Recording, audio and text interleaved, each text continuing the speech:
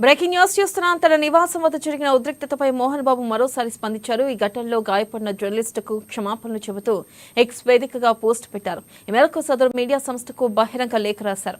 ఇటీవల జరిగిన దురదృష్టకర సంఘటనను అధికారికంగా ప్రస్తావించడంపై విచారం వ్యక్తం చేస్తూ ఈ లేఖ రాస్తున్నారన్నారు.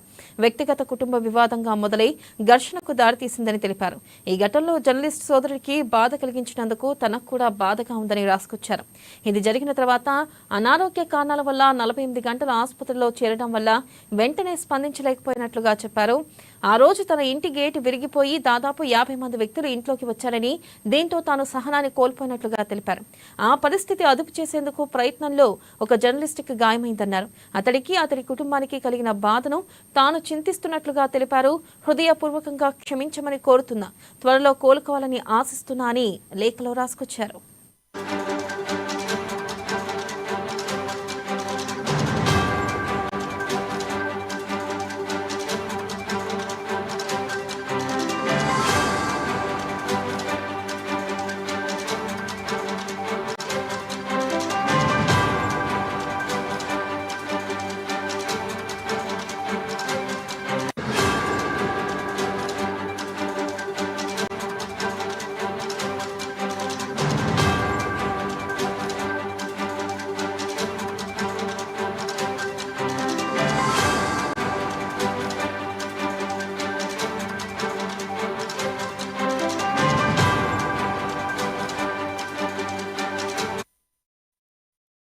బ్రేకింగ్ న్యూస్ చూస్తున్నాం. తన నివాసం వద్ద జరిగిన ఉద్రిక్తతపై మోహన్ బాబు మరోసారి స్పందించారు.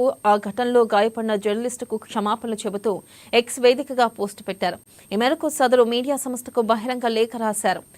ఇటీవల జరిగిన దురదృష్టకర సంఘటనను అధికారికంగా ప్రస్తావించడంపై విచారం వ్యక్తం చేస్తూ ఈ లేఖ రాస్తున్నారన్నారు. వ్యక్తిగత కుటుంబ వివాదంగా మొదలై ఘర్షణకు దారితీసిందని తెలిపారు. ఈ ఘటనలో జర్నలిస్టు సోదరుడికి బాధ కలిగించినందుకు తనకు కూడా బాధగా ఉందని రాసుకొచ్చారు.